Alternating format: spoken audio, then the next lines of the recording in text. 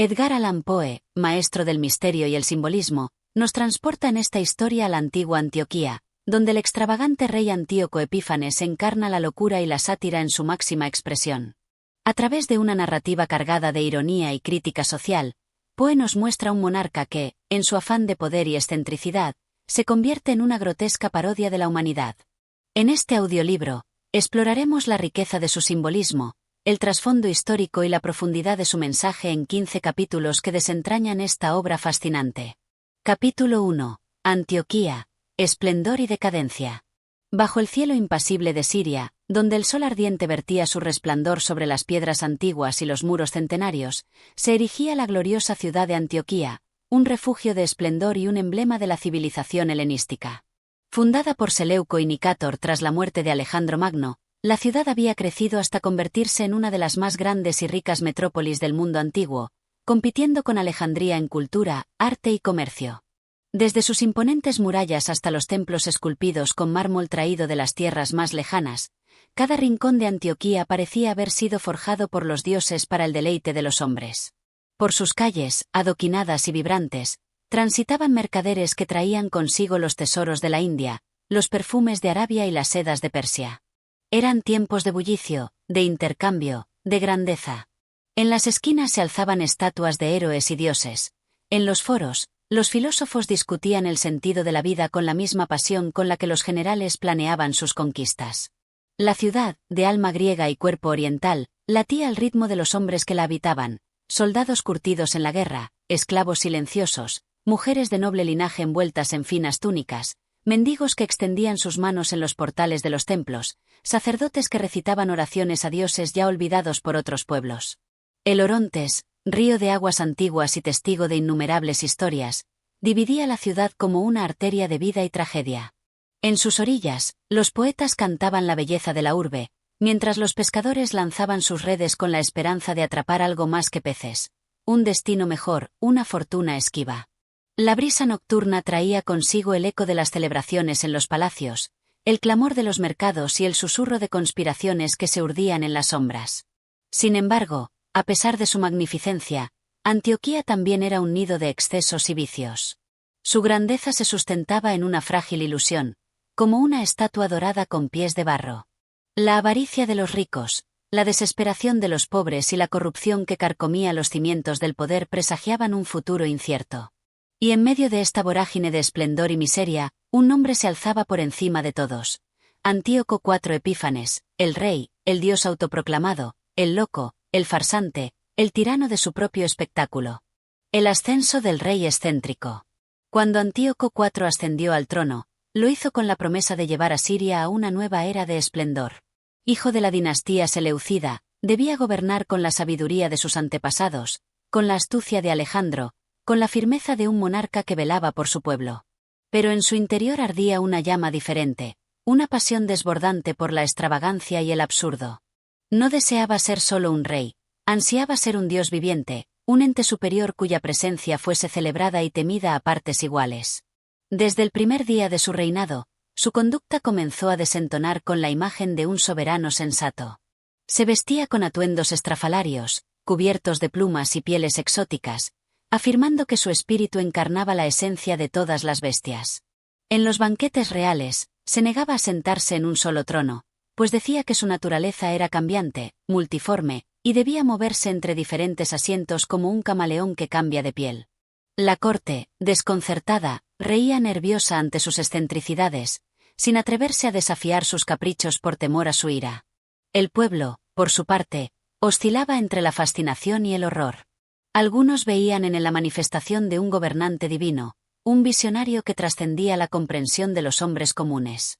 Otros, más cautos, susurraban que no era más que un demente con una corona, un hombre que arrastraría a la ciudad a su propia perdición. Las fiestas y el desenfreno del poder. Antioquía era ya una ciudad acostumbrada a los excesos, pero bajo el reinado de Antíoco, estos alcanzaron nuevas dimensiones. Las celebraciones eran inacabables, los banquetes monumentales, las orgías del poder superaban cualquier precedente. Durante las festividades en honor a los dioses, el rey no se conformaba con presenciar los espectáculos, él debía ser el espectáculo. Se vestía como Dioniso, danzaba en las calles con la plebe, se mezclaba entre los esclavos y mendigos, proclamando que en su reino no habría diferencias entre el amo y el siervo. Pero cuando terminaban las festividades y los efectos del vino se disipaban, la realidad volvía con fuerza. Los ricos seguían siendo ricos, los pobres seguían siendo esclavos, y Antíoco volvía a su trono para dictar leyes tan absurdas como arbitrarias. La ciudad, que había sido el símbolo de la grandeza helenística, comenzaba a mostrar las grietas de su deterioro. Mientras los mercados florecían y el lujo alcanzaba su punto máximo, la estabilidad política se tambaleaba. La corte estaba dividida entre aquellos que adoraban al rey por conveniencia y aquellos que temían que su locura los arrastrara a todos. Las tensiones con Roma aumentaban, los enemigos acechaban en las fronteras, y la extravagancia de Antíoco solo añadía combustible al fuego de la inminente catástrofe. El presagio de la decadencia. Toda grandeza lleva en su interior la semilla de su propia destrucción. Antioquía resplandecía, pero su luz no era la de un astro naciente, sino la de un fuego que consumía su último oxígeno antes de apagarse. La ciudad estaba al borde del precipicio, y su rey, más bestia que hombre, parecía decidido a empujarla al vacío. El pueblo murmuraba. Los sacerdotes elevaban plegarias a los dioses olvidados. Los generales discutían estrategias para defender el reino. Pero en el centro de todo, en su palacio dorado, Antíoco Epífanes reía, ajeno a la sombra que se cernía sobre su imperio. Así comenzaba la historia del rey que quiso ser más que hombre, que quiso ser bestia, que quiso ser un dios y terminó convertido en un camaleón de la historia, una criatura mutante cuyos delirios serían recordados por generaciones. El espectáculo apenas comenzaba. Capítulo 2. El excéntrico rey Antíoco Epífanes.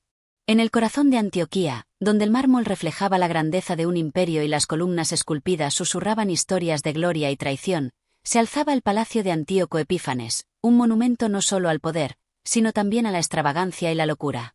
Desde los jardines colgantes hasta las salas de banquetes donde el oro y el vino fluían como ríos, cada rincón del palacio era un reflejo del hombre que lo habitaba, un monarca que desafió las normas, que se burló de la prudencia y que convirtió su reinado en una farsa colosal. El pueblo de Antioquía ya no se sorprendía con los rumores sobre su rey. Habían escuchado historias de su amor por el disfraz, de su costumbre de caminar por las calles vestido como un plebeyo, de su manía por imitar a las bestias. Pero los relatos que se tejían en la ciudad apenas rozaban la superficie de la verdad, pues lo que ocurría en el interior del palacio era aún más extraño, aún más delirante. Un monarca sin igual. Antíoco no era un rey como los demás. No se sentaba en su trono con la dignidad de un soberano, sino con la histriónica actitud de un actor. A veces, en medio de audiencias formales, se ponía de pie y comenzaba a gesticular como un mimo, imitando los movimientos de los animales que más admiraba. Saltaba como un mono, arrastraba los pies como un oso, siseaba como una serpiente.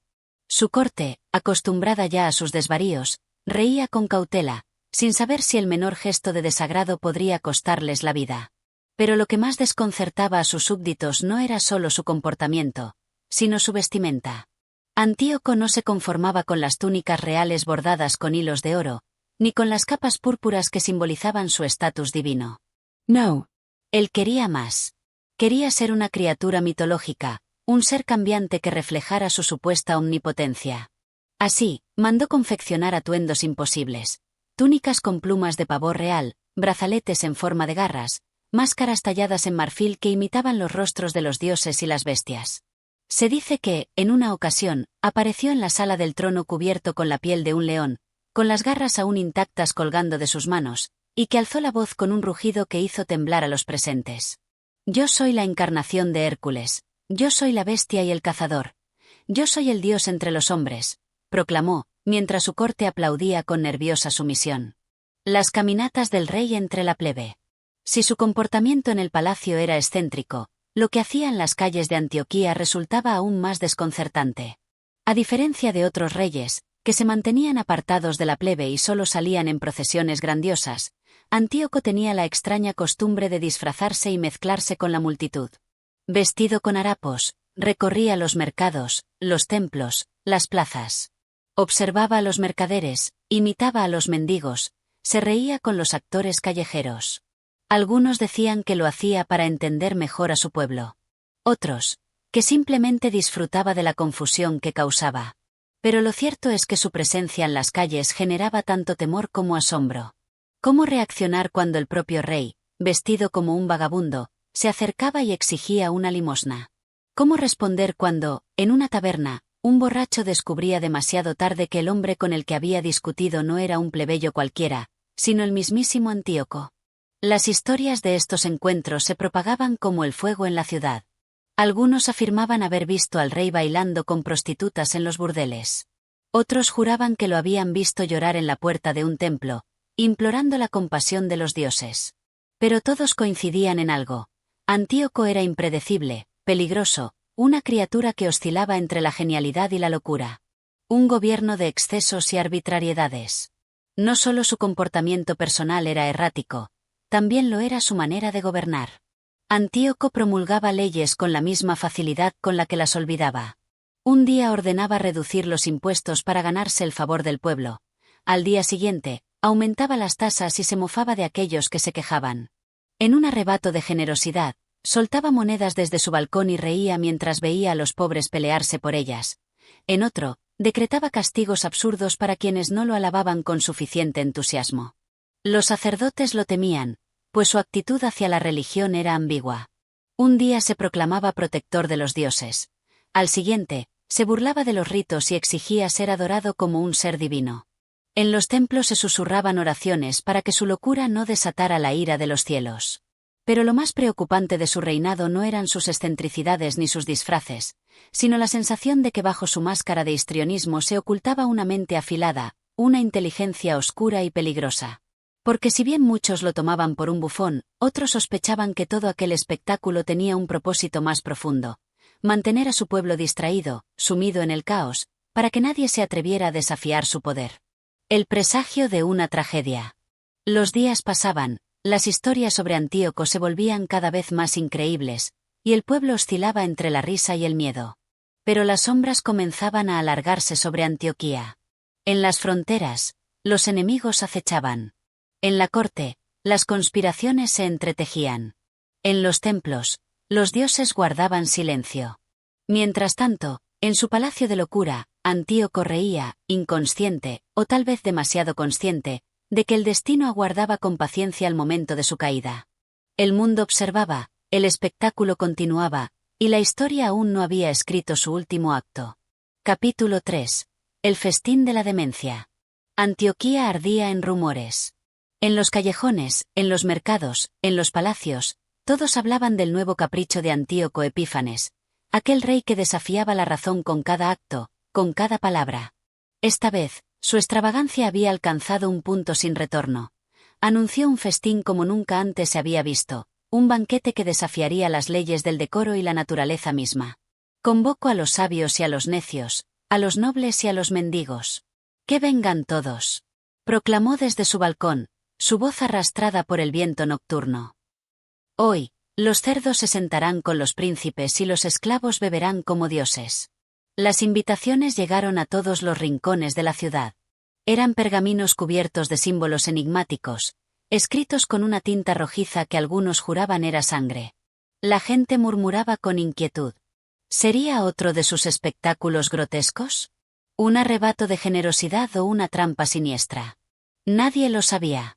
Pero cuando la noche llegó, la multitud, temerosa y curiosa, se reunió en el colosal salón del palacio, esperando lo inesperado. Un palacio transformado en un circo de pesadillas. La gran sala del trono había cambiado.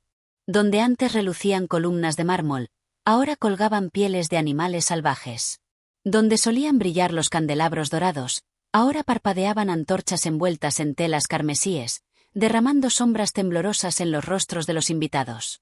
Las mesas estaban servidas con un esplendor perverso. Platos dorados rebosaban con manjares exóticos y grotescos, frutas rellenas con carne cruda, panes teñidos de azul con hierbas alucinógenas, copas de vino con trozos de oro en suspensión. En el centro de la sala, una fuente derramaba un líquido espeso y púrpura, cuya naturaleza nadie se atrevía a preguntar. Antíoco, vestido con una túnica bordada con escamas y plumas, con un yelmo en forma de cabeza de lobo, se sentó en su trono con una sonrisa de fiera. Sus ojos brillaban con la intensidad de un hombre que ha cruzado los límites de la cordura y ha encontrado placer en ello. Beben. Comen. exclamó, alzando su copa. Hoy somos bestias, hoy olvidamos nuestras cadenas humanas. Los invitados, aterrorizados pero fascinados, alzaron sus copas y bebieron. El espectáculo de la degradación. Los primeros en caer en la trampa del festín fueron los borrachos y los glotones.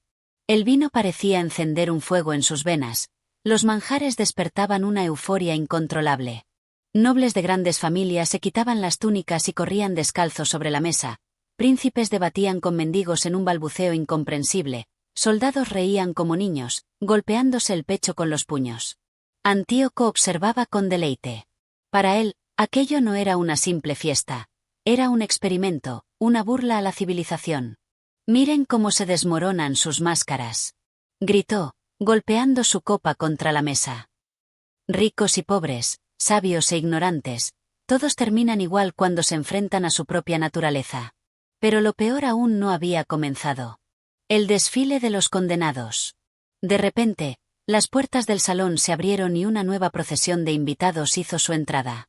Pero estos no eran nobles ni ciudadanos de Antioquía. Eran prisioneros, criminales encadenados, traídos desde las mazmorras del palacio.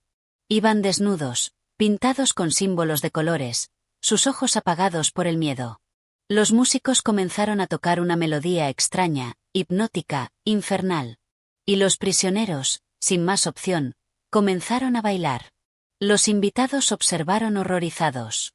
Algunos aplaudían, otros miraban con inquietud. El espectáculo había cruzado la línea del entretenimiento y se había convertido en una pesadilla viviente. Entonces, Antíoco se puso de pie. Sus ojos ardían con un frenesí divino. Las bestias deben ser liberadas. Rugió. Hoy, no hay hombre ni esclavo, solo instinto. Y con un chasquido de sus dedos, las cadenas de los prisioneros fueron cortadas. La música aumentó su ritmo. Los tambores resonaron como latidos furiosos. Los prisioneros, liberados de su miedo, se lanzaron sobre la comida, sobre los invitados, sobre sí mismos. La caída en la barbarie. El festín se convirtió en un pandemonium. Los nobles intentaban huir, los plebeyos se arrastraban por el suelo, los gritos se mezclaban con las risas, las copas se rompían en el suelo como cristales de locura. Antíoco reía desde su trono, sus brazos abiertos como un profeta de la decadencia. Miren lo que son. Vocifero. Miren la verdad que ocultan detrás de sus túnicas de seda y sus discursos vacíos. No son más que animales. Entonces, la sala se oscureció. Las antorchas chisporrotearon, una ráfaga de viento apagó varias luces. Y en la penumbra, se escuchó un sonido nuevo, distinto a todos los demás. Un rugido. El huésped inesperado. Las puertas del salón volvieron a abrirse. Pero esta vez, no era un hombre quien entraba. Era algo más. Algo enorme. Algo que avanzaba sobre patas poderosas, con un aliento pesado, con ojos que ardían como brasas en la oscuridad. Antíoco había traído consigo una bestia real. Los gritos de los invitados se transformaron en alaridos de terror. Algunos intentaron correr, otros se quedaron paralizados. La criatura avanzó entre las mesas, su piel cubierta de cicatrices, sus colmillos afilados brillando a la luz de las llamas. Antíoco, impasible, alzó su copa y sonrió. Hoy, la fiera cena con los hombres, susurró. Y entonces, el festín de la demencia alcanzó su clímax, en una noche donde la civilización se desmoronó y solo quedó la sombra del caos. Capítulo 4. La bestia en la sala del trono. El rugido resonó como un trueno en el gran salón, sofocando gritos y risas por igual.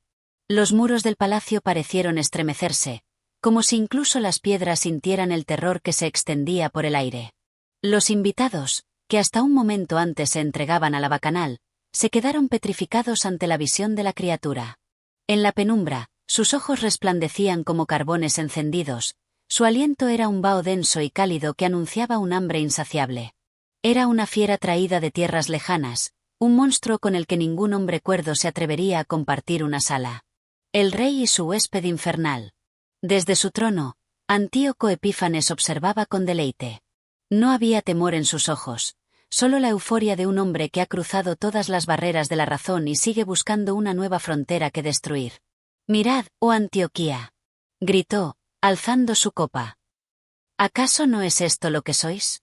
Bestias disfrazadas de humanos. Criaturas salvajes que creen estar civilizadas solo porque se envuelven en túnicas de lino y se sientan en mesas de mármol. Nadie respondió. Nadie osó moverse. Los músicos habían huido, las antorchas titilaban, el suelo estaba cubierto de copas rotas y restos de comida. La escena era la de un festín infernal, y la criatura era su culminación perfecta. La bestia avanzó con pasos pesados, su respiración un gruñido sordo que hacía temblar los huesos de quienes la contemplaban. No era un simple animal de caza, era algo más, algo que parecía haber surgido de las entrañas mismas de la locura. Se detuvo en medio de la sala y, con un rugido desgarrador, se irguió sobre sus patas traseras, alzándose casi hasta las vigas del techo. Sus garras destellaron como cuchillas al reflejo del fuego. Los primeros en reaccionar fueron los más cobardes. Un noble de edad avanzada, vestido con una túnica púrpura, intentó correr hacia la salida, pero sus sandalias resbalaron en el vino derramado y cayó de bruces. Su grito se perdió en el estruendo cuando la criatura saltó sobre él con la velocidad de un relámpago. El primer sacrificio. El rugido de la bestia fue ahogado por el crujido de huesos. El cuerpo del anciano se agitó bajo las zarpas de la criatura, y un instante después, quedó inmóvil. Hubo un segundo de silencio absoluto. Luego, el caos estalló. Los invitados, antes extasiados por el frenesí del festín, ahora se convertían en presas. Corrieron como ratas atrapadas en una jaula, tropezando entre ellos, tratando de abrir puertas selladas, empujándose unos a otros en un intento desesperado de escapar. Las mujeres gritaban, los hombres rugían de pánico. Algunos caían y eran pisoteados por la multitud, otros intentaban esconderse tras los pilares o debajo de las mesas. Pero la bestia no tenía prisa.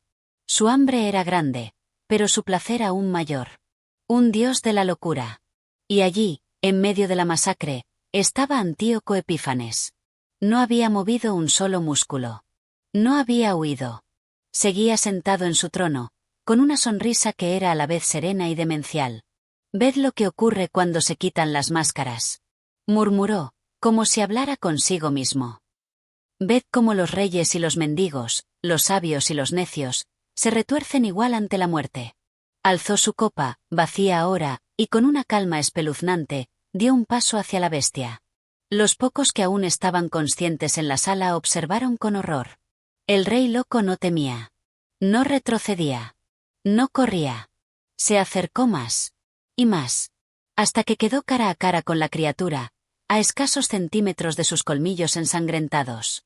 El desafío del rey.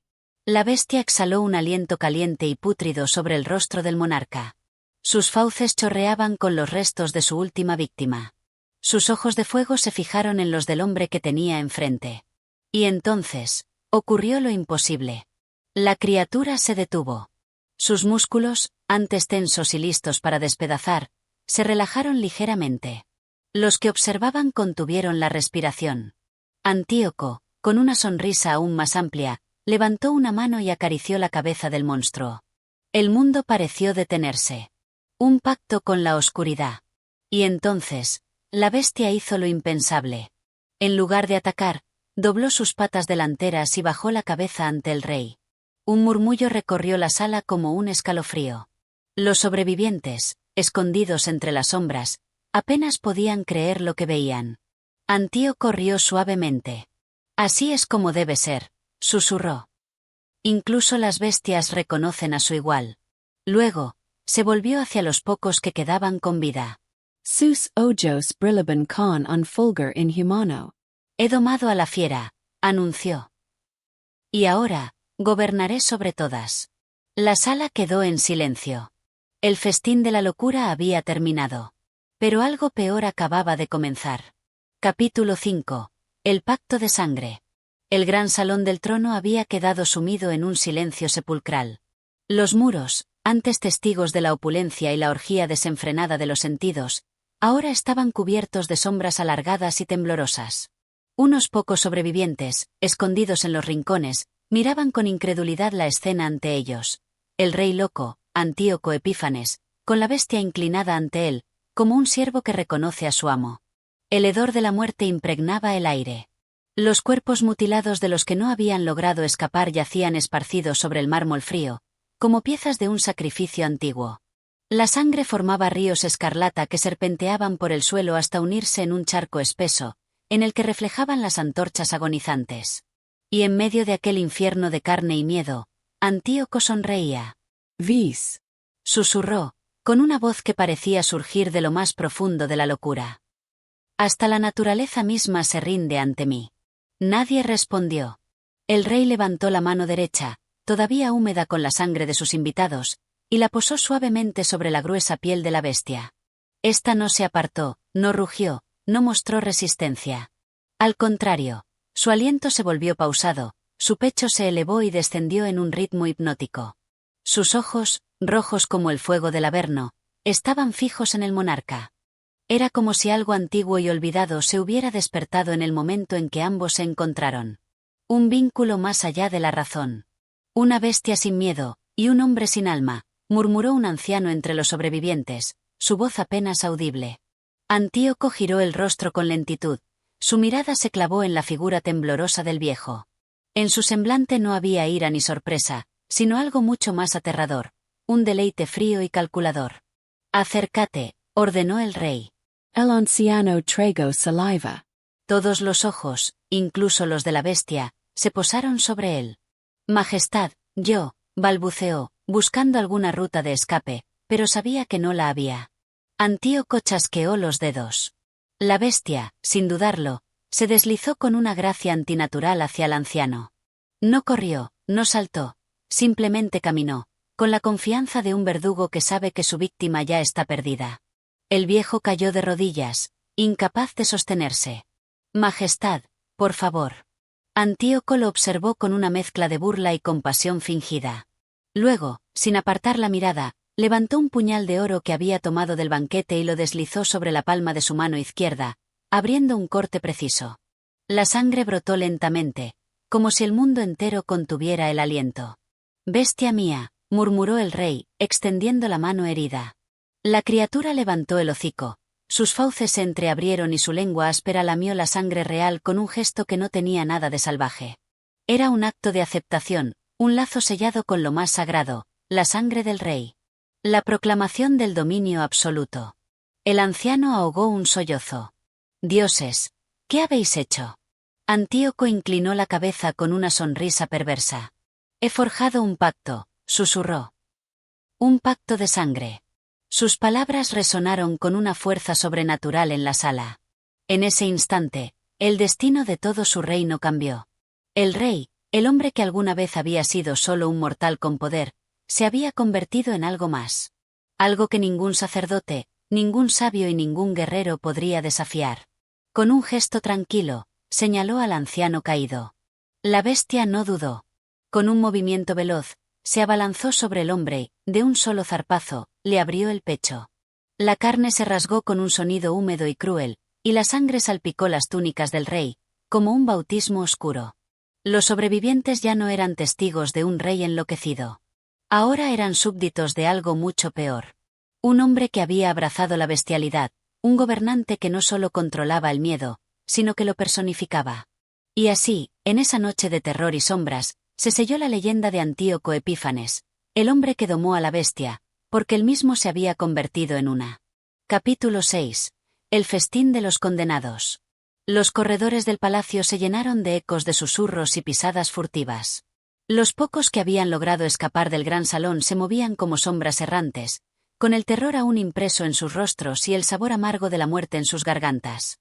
El aire estaba pesado, cargado con el hedor de la sangre derramada y el sudor frío de los sobrevivientes. Nadie sabía qué hacer, nadie sabía a dónde correr. Antioquía había sido un reino de lujos y excesos, pero ahora, era un matadero donde la razón había sido desmembrada y devorada por la locura. Las puertas cerradas del infierno. Un grupo de nobles llegó hasta la gran puerta de bronce que conducía al exterior del palacio. Con manos temblorosas y desesperadas, golpearon la madera con todas sus fuerzas. «Abrid». «Por los dioses, abrid», gritó uno de ellos, un hombre de mediana edad, con la túnica desgarrada y el rostro pálido. Pero nadie contestó. Uno de los soldados intentó forzar la cerradura con su espada, pero la hoja se partió como si hubiera golpeado roca pura. El horror se reflejó en los ojos de todos. Estaban atrapados.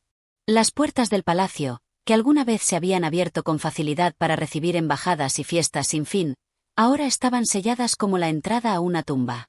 Y, de repente, un sonido familiar pero distorsionado se filtró por los pasillos. Era el sonido de una risa. Una risa lenta, espesa, como el crujir de un tronco ardiendo en la hoguera.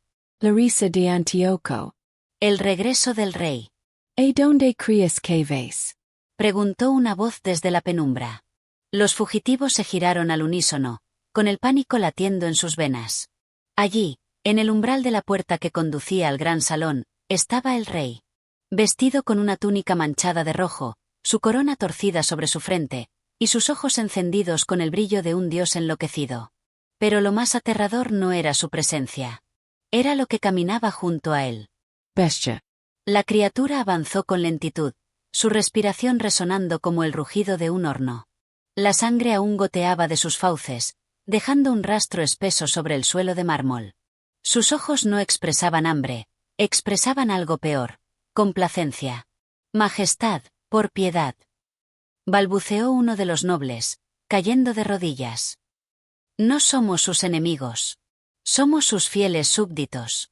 Antíoco inclinó la cabeza, como si meditara la súplica. Mis súbditos, repitió con una sonrisa torcida. ¿Pero acaso no sois también mis juguetes? Los presentes se estremecieron. Siempre habéis reído en mis banquetes, continuó el rey, dando un paso hacia ellos. Siempre habéis aplaudido mis espectáculos. Ah, pero ahora tembláis. Ahora suplicáis como corderos frente al cuchillo del carnicero. Su voz se tornó oscura, profunda, casi hipnótica. Pero, ¿no os habéis dado cuenta? El silencio pesó como una losa. Antíoco levantó los brazos, como un sacerdote en medio de una ceremonia profana. El festín aún no ha terminado. Y con un chasquido de sus dedos, la bestia atacó. Los gritos que apagaron la noche. El primer hombre cayó antes de poder soltar un solo alarido. Las garras de la criatura desgarraron su torso con una facilidad espantosa, como si su carne fuera papel húmedo. Los demás rompieron en un frenesí de desesperación, corriendo en todas direcciones, tropezando entre ellos, arañando las paredes en busca de una salida que no existía. Pero Antíoco solo reía. Se apoyó contra una columna de mármol, observando la escena con un brillo de gozo en los ojos. Cada grito, cada súplica, cada estertor de muerte era música para él. ¡Más! Exclamó, su voz elevada como un himno de locura. Que la bestia se sacie. Que la carne noble sirva de alimento a mi nueva aliada. Los sobrevivientes cayeron uno tras otro.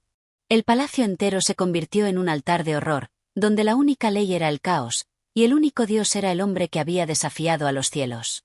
Antíoco cerró los ojos y alzó el rostro.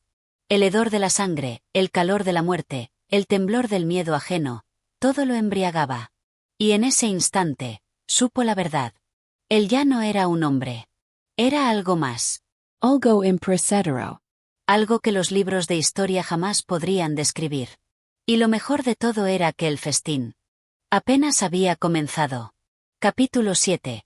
La consagración de la bestia. El eco de los últimos gritos se disipó lentamente, como un susurro envenenado que se perdía entre los oscuros pasillos del palacio. La sangre corría en arroyos escarlata, empapando las baldosas de mármol con un brillo viscoso. El aire, antes perfumado con los aromas de la opulencia, ahora estaba saturado de la esencia de la muerte. Antíoco se paseaba entre los cadáveres con una expresión de beatitud. Sus pies descalzos chapoteaban en la sangre tibia, pero no parecía importarle. Al contrario, cada paso que daba lo hacía con la calma de un sacerdote oficiando un rito sagrado.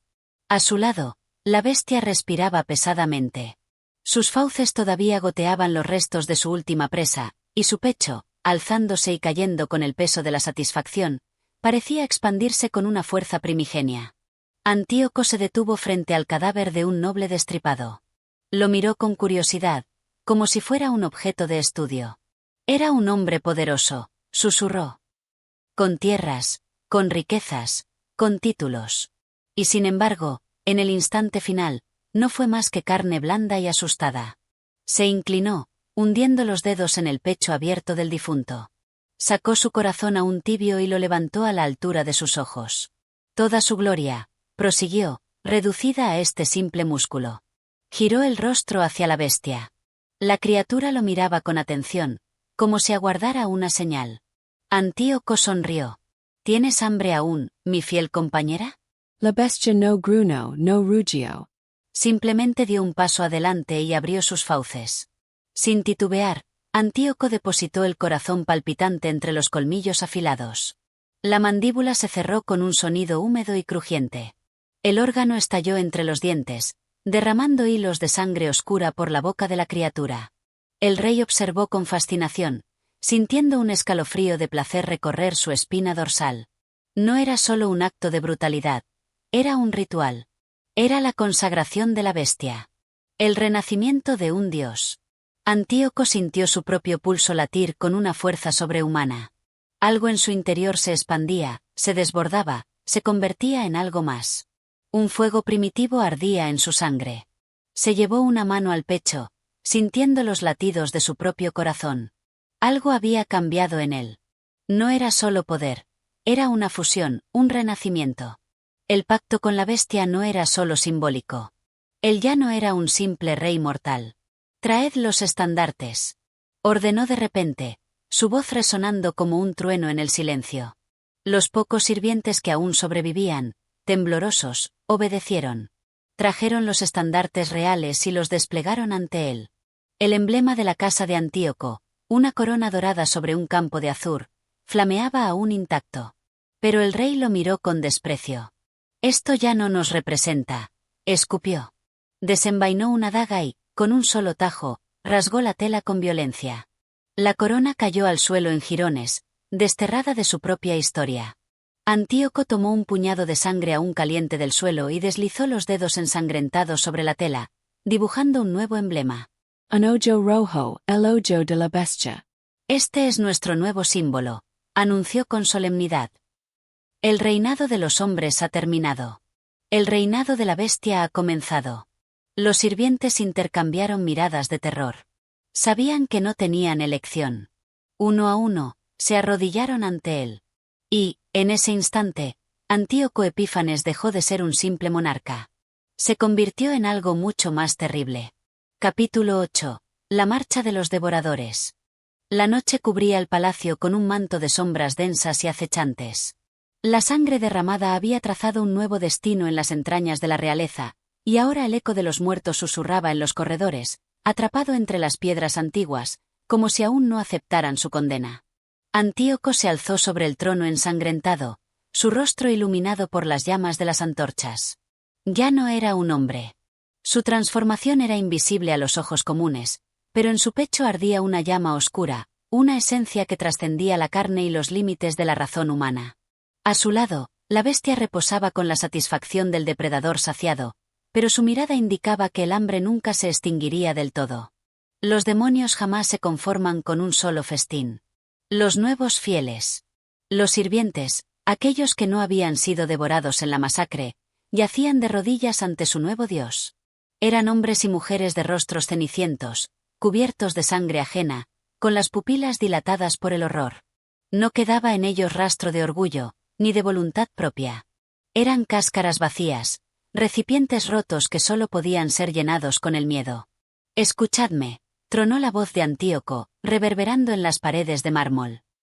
«Vuestra lealtad a la corona os ha salvado esta noche». Los esclavos bajaron aún más la cabeza, algunos apenas respiraban, temerosos de que una palabra equivocada les costara la vida. Antíoco descendió del trono, pisando con lentitud los charcos de sangre seca. Se movía con la seguridad de un ser que ha alcanzado una verdad más allá de la comprensión humana. Pero la lealtad no es suficiente. Silencio. Antíoco levantó una mano y señaló a un anciano que temblaba al final de la fila. «Dime, esclavo, ¿qué es lo que más deseas?» El anciano abrió la boca, pero solo salió un jadeo ahogado. Sus labios temblaron, su garganta luchó por articular una respuesta. Pero las palabras humanas son inútiles ante un dios. La bestia se irguió a su lado, olfateando el aire. Sus fauces se abrieron en una mueca burlona, mostrando las afiladas cuchillas de su boca. No puedes hablar, susurró Antíoco, inclinándose sobre el anciano. Porque lo que deseas está más allá de lo que jamás has conocido. Y entonces le dio la opción. El primer devorador. Antíoco sacó una daga curva de su cinto y la sostuvo entre sus dedos ensangrentados. La carne es la clave, dijo en un murmullo venenoso. La carne nos libera. La carne nos sana. La carne nos transforma. El anciano comprendió. Con las manos aún temblorosas, tomó la daga. Miró a su alrededor, sintiendo el peso de las miradas sobre él. Sus ojos, húmedos de desesperación, buscaron alguna señal en la oscuridad. Pero solo encontró el frío abrazo de la nueva fe. Se giró hacia el sirviente más cercano. Un joven de mirada aterrorizada. No, no, susurró el joven, arrastrándose hacia atrás. El anciano no dudó más. Con un solo taja, la daga rascó la garganta del muchacho. Un torrente de sangre caliente brotó como un manantial oscuro. El silencio se hizo pesado. Todos observaron. Incluso la bestia. Y entonces, Antíoco habló. Bibi. El anciano cerró los ojos.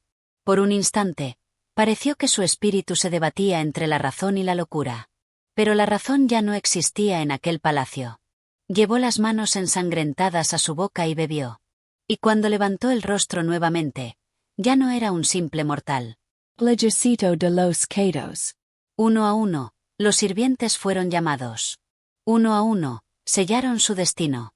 La ceremonia continuó hasta el amanecer, cuando los cuerpos de los sacrificados yacían en el suelo como muñecos rotos, y los nuevos devoradores se alzaban con miradas enloquecidas. Antíoco los observó con satisfacción. Ya no eran esclavos. Eran sus fieles. Eran los primeros en su ejército de sombras y sangre. Y pronto, muy pronto, el mundo conocería el rugido de la bestia. Capítulo 9. El rugido de la bestia. El amanecer llegó teñido de rojo. El cielo, antes testigo mudo de las atrocidades de la noche, parecía ahora reflejar la sangre derramada. Un resplandor enfermizo bañaba las torres del palacio, y la ciudad, aún dormida, ignoraba el horror que se gestaba en su núcleo. Antíoco se alzó entre sus nuevos devoradores, sus ojos encendidos con una llama que no pertenecía a este mundo. La transformación estaba completa. Los cuerpos en el suelo, las bocas manchadas de sangre, las miradas vidriosas de aquellos que habían renunciado a su humanidad, todo ello era la prueba del nacimiento de una nueva era. Bestia rugio. Y su rugido fue una señal. Los primeros pasos del ejército maldito. Los devoradores, antes sirvientes dóciles y temerosos, ahora caminaban con una nueva fuerza en sus venas. Sus cuerpos aún temblaban por la fiebre de la transformación, pero en sus ojos brillaba una certeza. Habían sido elegidos.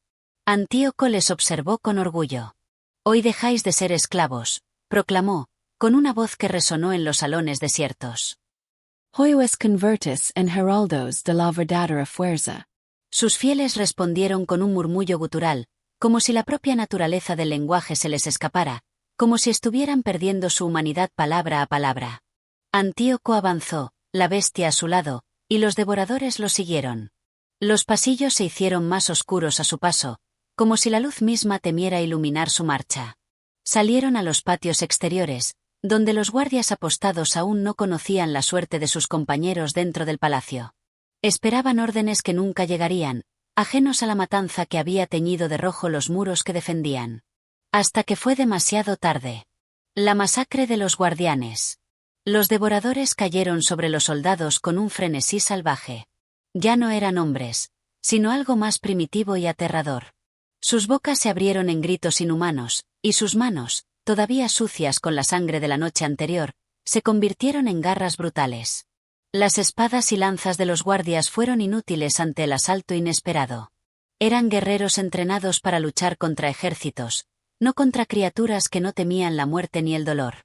Antíoco observaba desde lo alto de las escalinatas, con los brazos cruzados sobre su pecho desnudo. No dio órdenes. No interfirió. No era necesario. Este no era un combate. Era un banquete. Uno a uno, los soldados cayeron, sus gargantas desgarradas, sus armaduras arrancadas de sus cuerpos como si fueran simples vestiduras de papel. Los devoradores se alimentaban de su carne, en un festín de sangre y desesperación. La bestia se movió entre los cadáveres con lentitud, como un espectro, sus fauces goteando hilos de saliva oscura. No tenía prisa. Este era su reino ahora. Cuando el último guardia fue silenciado, cuando la última lanza cayó al suelo, la ciudad aún dormía en su ignorancia. Pero no por mucho tiempo. La invasión de la ciudad. Antíoco descendió las escalinatas, caminando sobre los cuerpos como si fueran simple tierra bajo sus pies. Se detuvo ante la gran puerta de la fortaleza. El mundo exterior lo aguardaba. Giró el rostro hacia su ejército de devoradores, sus fieles, sus bestias en forma humana. Cada uno de ellos lo miraba con fervor. Sus cuerpos aún latían con la adrenalina de la cacería, sus labios aún estaban manchados de la carne de los caídos. «Hemos despertado», dijo el rey, su voz más oscura que nunca. «Y el mundo conocerá nuestro poder». Se volvió hacia la bestia y, en un gesto solemne, se arrodilló ante ella. Los devoradores lo imitaron, cayendo de rodillas en perfecta sincronía. El rugido de la bestia retumbó en los muros del palacio. Las puertas se abrieron. Y, con la primera luz del día, Antíoco y su ejército descendieron sobre la ciudad. Capítulo 10. La ciudad devorada. El alba iluminaba las calles empedradas, arrojando una luz tenue sobre los mercaderes que comenzaban a abrir sus puestos. Los vendedores de especias, los herreros y los pregoneros del día ignoraban el horror que se cernía sobre ellos. Pero la ciudad ya no era suya. Desde las sombras del palacio, el ejército de devoradores descendía como una ola oscura y hambrienta. Las puertas se habían abierto no solo para dejar paso a los antiguos sirvientes del rey caído, sino para liberar una pesadilla que nunca debió haber despertado. Antíoco, con la bestia a su lado, encabezaba la marcha. Su cuerpo irradiaba una energía imposible de describir, una esencia que no pertenecía a ningún hombre. Ya no era solo un rey, sino un dios nacido de la carne y el sacrificio. Las casas más cercanas al palacio fueron las primeras en recibirlos. Puertas arrancadas de cuajo, gritos que perforaban el aire matutino, sangre salpicando los muros que antes resguardaban familias. Los devoradores no distinguían entre ricos y pobres, entre hombres y mujeres. Eran una furia sin piedad, una tempestad de colmillos y manos voraces. La ciudad despertó demasiado tarde. Los primeros gritos. Una anciana salió tambaleándose de su casa al escuchar los alaridos de sus vecinos. Sus ojos nublados no podían ver bien, pero su corazón entendió antes que su mente. «Dioses», susurró con un hilo de voz. Y entonces los vio. Seres que antes fueron hombres, con los rostros desencajados por un hambre atroz, cubiertos de sangre y jirones de carne colgando de sus bocas. Uno de ellos la miró. La olió. Y, con un aullido que no pertenecía a ningún animal de la tierra, saltó sobre ella. La sangre de la anciana se unió a la de cientos más que ya teñían las calles. La caída de los guardianes. Las campanas de la ciudad repicaron con urgencia. Los soldados que aún no habían sido masacrados en el palacio corrieron a la plaza central, listos para defender lo que quedaba. Pero lo que encontraron no era una simple revuelta. Era el infierno desatado. Hombres y mujeres se lanzaban sobre ellos con las manos desnudas, con la locura devorando sus mentes, sin temor al acero ni al fuego. Uno de los capitanes clavó su espada en el pecho de un devorador, pero éste no cayó. Sonrió. Y con un rugido ensordecedor, le arrancó la garganta con los dientes. La resistencia fue breve. Los soldados nunca tuvieron oportunidad. El templo profanado. Antíoco avanzó sin prisa por la avenida principal, como un emperador en su desfile triunfal. La bestia lo seguía, su silueta oscura reflejando la misma esencia primitiva y eterna que ahora habitaba en su maestro. Frente a ellos, el gran templo de los dioses se alzaba en la cima de la colina. El último refugio. Los sacerdotes habían cerrado las puertas, rezando en la penumbra, creyendo que las divinidades antiguas los protegerían. Pero los dioses no escuchaban. Con un simple gesto de su mano, Antíoco ordenó la destrucción del templo. Los devoradores se abalanzaron contra la estructura sagrada, rasgando los portones con sus manos ensangrentadas, derribando las estatuas con carcajadas deformadas. El altar fue profanado. Los ídolos fueron triturados bajo sus pies. Y cuando el sumo sacerdote intentó detenerlo, Antíoco lo miró con indiferencia. Si vuestros dioses existen, susurró, inclinándose sobre el anciano aterrorizado, que vengan a salvaros. Pero nadie vino. La ciudad consumida. Cuando el sol estuvo en su punto más alto, ya no quedaba un solo rincón de la ciudad sin teñir de sangre. El mercado, los barrios de los artesanos, los distritos de los nobles, todo había sido devorado. El trono de Antíoco se había extendido más allá del palacio. Ahora, su reino era de carne y miedo. Y la bestia, satisfecha por el festín, se alzó en la cima de los cuerpos, rugiendo su victoria. El mundo había cambiado para siempre. Capítulo 11. El reino de la sangre. La ciudad, antaño orgullosa y llena de vida, yacía en un silencio sepulcral. Solo el viento movía los jirones de telas empapadas en sangre, solo el eco lejano de los últimos estertores rompía la quietud. Las calles eran ahora ríos de carne y ceniza. El antiguo orden había caído. Sobre los restos de su trono, Antíoco se alzaba como un dios renacido en el caos. Su piel brillaba con un fulgor oscuro, su cuerpo parecía haber cambiado, como si la sangre derramada le hubiera otorgado una nueva forma. Sus ojos ya no eran los de un hombre. Los devoradores lo rodeaban en un círculo de reverencia, sus cuerpos cubiertos con la huella de su furia desatada.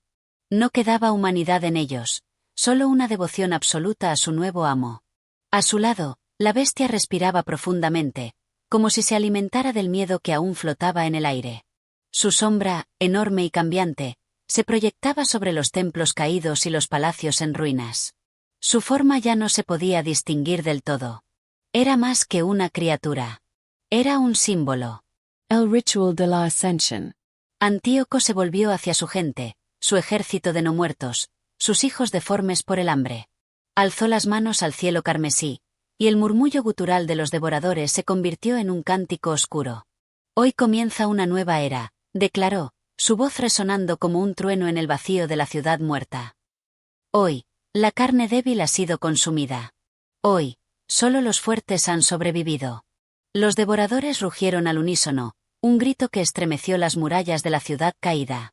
Pero Antíoco aún no había terminado. Con un movimiento lento y solemne, se hizo un corte profundo en la palma de la mano. La sangre negra brotó como un río, oscura como la noche sin luna. Los devoradores se arrodillaron de inmediato. La bestia avanzó, sus ojos iluminados por un fuego primitivo. Se inclinó y bebió de la herida del rey.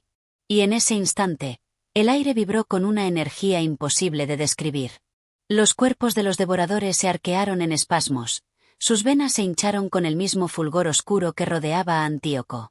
Gritos desgarradores llenaron la plaza, pero no eran de dolor. Eran de transformación. Uno a uno, sus formas cambiaron. Sus espaldas se encorvaron, sus brazos se alargaron, sus dientes se afilaron hasta parecer cuchillas.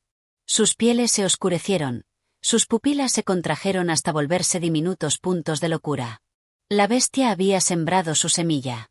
Y ahora, Antíoco tenía un ejército de verdaderos monstruos.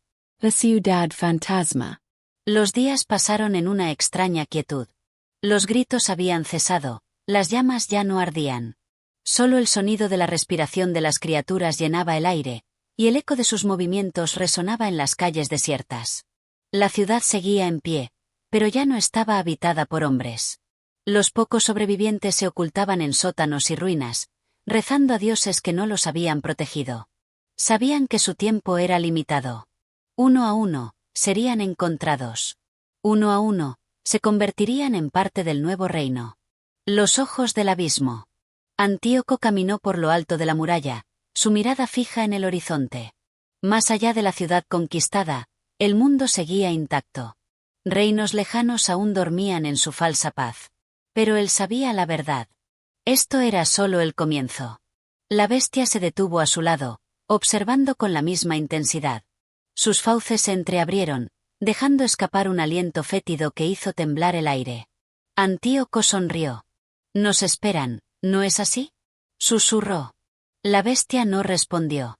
No hacía falta. El mundo entero sería devorado. Capítulo 12. El hambre infinita. La ciudad yacía en un silencio sepulcral, pero en sus entrañas latía una oscuridad que no dejaba de crecer. La sangre que había corrido por sus calles aún impregnaba las piedras, y el eco de los lamentos de los caídos parecía flotar en el aire como un susurro lejano. Pero los devoradores no escuchaban. Ellos solo sentían el hambre. Era un hambre que nunca se apagaba. El festín de los condenados. En lo profundo de los palacios saqueados, las criaturas se arremolinaban en torno a los restos de sus víctimas. Se alimentaban con frenesí, desgarrando la carne con sus colmillos, lamiendo los huesos hasta dejarlos limpios como el mármol de las antiguas columnas. Pero cuanto más comían, más hambre sentían. Algunos se atacaban entre ellos, peleando como bestias rabiosas por los últimos restos de carne fresca. Las reglas del hombre habían desaparecido. Solo el instinto dominaba ahora. Y en el centro de todo, Antíoco observaba en silencio. Desde su nuevo trono, construido con los restos de los dioses caídos, contemplaba el caos que él mismo había desatado. Había creado un reino sin fronteras, un dominio de hambre y destrucción, y sin embargo, sabía que no era suficiente. La llamada de la bestia. La criatura oscura se materializó junto a él, su forma una sombra fluctuante que desafiaba la realidad misma. Sus ojos eran pozos infinitos, en los que brillaba el reflejo de todos los mundos aún por consumir. «No puedes detenerte aquí», susurró la bestia. Antíoco no respondió de inmediato. La sangre de su transformación hervía en sus venas, convirtiéndolo en algo más allá de la carne humana. Sabía que su existencia había cambiado, que su propósito ya no era gobernar, sino devorar. Se levantó lentamente de su trono, sus ojos brillando con un resplandor inhumano. «No nos detendremos», murmuró finalmente. El éxodo de la oscuridad. Y entonces, la ciudad muerta se puso en marcha. Las calles, antaño llenas de mercaderes y viajeros, fueron testigos de una marcha imposible. Las criaturas de Antíoco, los devoradores renacidos en su carne maldita, se alzaron como una ola imparable. Sus cuerpos deformes, sus bocas abiertas en rictus de hambre eterna, avanzaron más allá de los muros derruidos de la ciudad. No marchaban como un ejército ordenado. No tenían necesidad de banderas ni de tácticas. Eran la plaga. Eran el fin de todo. El mundo ante sus pies. Más allá de la ciudad, las aldeas dormían en paz, sin saber que la noche que se acercaba no traía descanso, sino exterminio. Los reinos distantes seguían escribiendo sus leyes inútiles, creyendo que su poder les garantizaba el control. Los hombres aún miraban el horizonte con esperanza, sin imaginar que en la penumbra se alzaba algo que los devoraría sin piedad. Antíoco sonrió al ver la inmensidad del mundo ante él. Su reino apenas comenzaba. Capítulo 13. El primer reino caído. El amanecer se alzó sobre la primera ciudad condenada. Un lugar donde las campanas aún sonaban en los templos y los niños corrían por las calles empedradas. Un lugar que aún desconocía el horror que se cernía sobre él. Pero en la distancia, la sombra avanzaba. Los devoradores habían dejado atrás la ciudad caída de Antíoco, su hambre guiándolos como una maldición imposible de apaciguar. Sus cuerpos deformes ya no recordaban el descanso, ni la fatiga. Solo existía el instinto de devorar, de convertir todo en parte del hambre infinita. Y en el centro de la marcha, Antíoco caminaba con la bestia a su lado. El aviso del viento. Las primeras señales llegaron con el aire. Un hedor inconfundible, una mezcla de muerte y ceniza, flotó hasta los muros de la ciudad.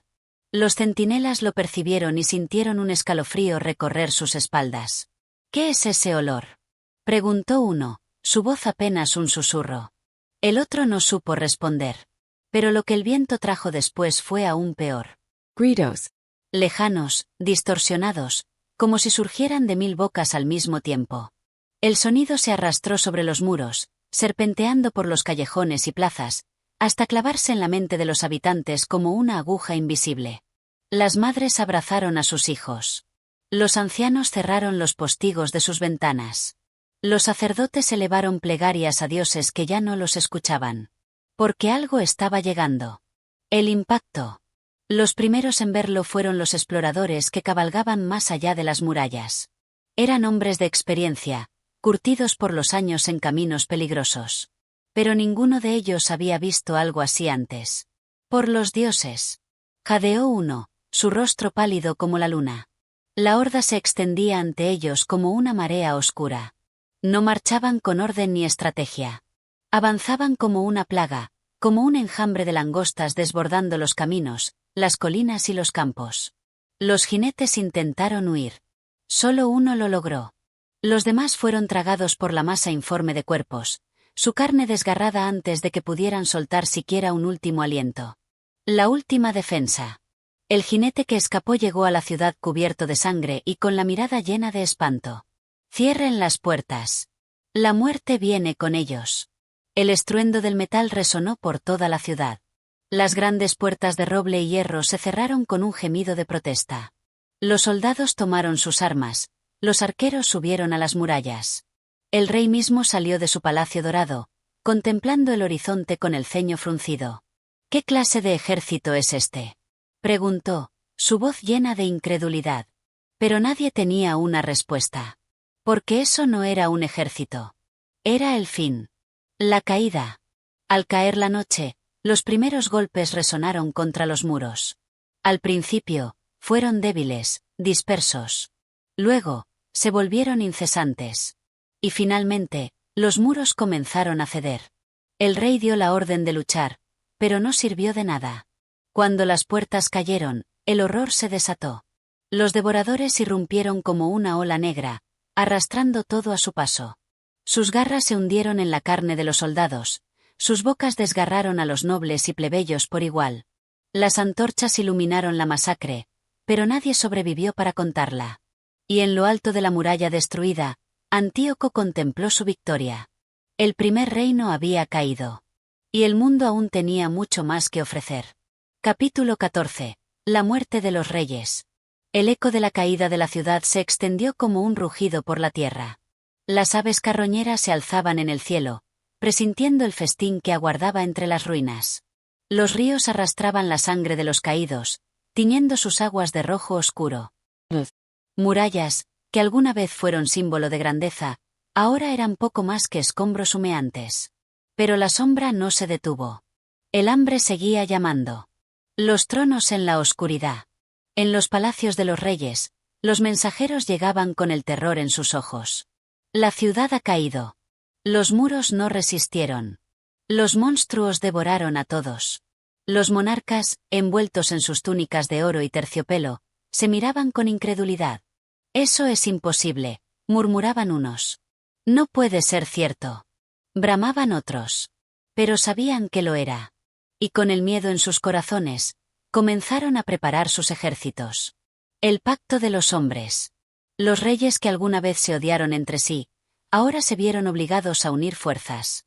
Desde las tierras del norte, los clanes de bárbaros alzaron sus hachas. Desde los reinos del sur, los ejércitos de lanceros formaron filas en las llanuras. Desde las grandes capitales, las cortes reales enviaron sus caballeros más fieros. Nunca antes la humanidad había reunido una fuerza tan colosal. Pero nunca antes se había enfrentado a algo como esto. La marcha de la perdición. Antíoco contempló el horizonte, su ejército de devoradores llenando la tierra como una plaga sin fin. No necesitaban comida, porque eran el hambre misma. No necesitaban descanso, porque eran la muerte encarnada. Y cuando los ejércitos de los hombres aparecieron en la distancia, con sus estandartes ondeando y sus espadas brillando bajo el sol, Antíoco sonrió. «Vienen a luchar», susurró la bestia a su lado, su voz un murmullo de 1000 bocas. «Sí», respondió Antíoco. «Y hoy, los últimos reyes morirán». El último grito de la humanidad. Los tambores retumbaron en los campos de batalla. Las trompetas anunciaron la carga. Y los ejércitos de los hombres se precipitaron contra la sombra. Miles de caballos galoparon al unísono, lanzas extendidas, gritos de guerra rasgando el aire. Las flechas volaron como una lluvia mortal, cayendo sobre las criaturas de Antíoco. Pero nada las detenía. Los devoradores no sentían el dolor. No conocían el miedo. Y cuando el choque de las fuerzas fue inevitable, la gran masacre comenzó. El fin del orden. Los primeros en caer fueron los jinetes. Sus caballos, aterrorizados, se desbocaron al ver las bocas abiertas de las bestias que los esperaban. Sus cuerpos fueron arrancados de las sillas de montar, despedazados en el aire antes de tocar el suelo. Los lanceros intentaron formar una línea, pero la marea oscura los atravesó como si fueran hojas secas. Los caballeros pelearon con desesperación, sus espadas cortando la carne monstruosa. Pero no había nada que cortar que pudiera morir. Las bestias seguían avanzando. Y los reyes, desde lo alto de sus colinas, vieron cómo sus ejércitos eran engullidos en la tormenta de sombras. La muerte de los reyes. Uno por uno, los monarcas cayeron. Algunos intentaron huir, solo para ser alcanzados por las garras de la oscuridad. Otros se quedaron en sus tronos, esperando la muerte con dignidad, solo para ser arrastrados a la noche eterna. Los grandes estandartes fueron pisoteados, cubiertos de sangre y ceniza. Y cuando el último grito humano se apagó en el campo de batalla, Antíoco levantó los brazos al cielo. El mundo ya no tenía reyes. Solo él reinaba ahora. Solo el hambre gobernaba. Capítulo 15. El trono del hambre. El mundo yacía en silencio. No quedaban ejércitos para desafiar a la sombra. No quedaban reyes que levantaran sus estandartes. Las ciudades ardían como antorchas en la noche eterna, y en cada ruina, en cada calle desierta, la única ley que reinaba era la del hambre insaciable. Antíoco caminó entre los escombros, observando su obra. Sus ojos, alguna vez humanos, brillaban ahora con un fulgor oscuro, reflejando el abismo que había crecido dentro de él. La bestia lo seguía, susurrándole en un idioma que solo los condenados podían entender. «Es tuyo», dijo la criatura. «Todo esto es tuyo». La noche de los muertos. Desde las sombras de las ruinas, los últimos supervivientes se ocultaban, susurrando oraciones a dioses que habían sido silenciados. Eran pocos. Mujeres, ancianos, niños temblorosos con las costillas marcadas en sus pieles marchitas. Habían visto a sus hermanos ser devorados, a sus hogares derrumbarse, a la esperanza ser arrancada de sus almas como la carne de un cadáver. Pero aún respiraban. Y mientras haya un solo aliento, la historia no termina. El ascenso del nuevo rey. En el corazón del mundo caído, se alzó un trono. No era de oro ni de mármol. No brillaba con piedras preciosas. Era un trono hecho de huesos. Cada cráneo que lo componía había pertenecido a un monarca, a un guerrero, a un sabio, a un soñador. Todos ellos, triturados bajo la voluntad de la oscuridad, ahora servían de pedestal para su nuevo señor. Antíoco se sentó en él, su sombra expandiéndose como un manto sobre la tierra. «Es el fin», susurró la bestia, inclinándose a su lado. Pero Antíoco miró el horizonte, y en su pecho sintió un vacío. ¿Era realmente el fin? La maldición de la eternidad. El hambre no desapareció. Las ciudades estaban destruidas. Los reyes muertos. Los ejércitos, aniquilados. Y sin embargo, la sed no se apagaba. El fuego de su interior seguía rugiendo, insaciable, inmortal. Antíoco cerró los ojos, sintiendo el peso de su propia condena. Había devorado el mundo. Y aún no estaba satisfecho. L'ultimo susurro. Desde las sombras, la bestia sonrió. «No hay final para ti», murmuró. «Eres el hambre misma». Antíoco lo entendió entonces. No había conquista que lo detuviera. No había victoria que pudiera saciarlo. No había tregua para su alma perdida. El verdadero castigo no era la destrucción del mundo. El verdadero castigo era seguir devorándolo, para siempre. Fin. Si te ha gustado esta historia y quieres escuchar más relatos como este, apoya nuestro canal de audiolibros. Suscríbete, comparte y ayúdanos a seguir trayendo más narraciones llenas de misterio, emoción y profundidad. Tu apoyo es esencial para que sigamos creciendo. Nos vemos en la próxima historia.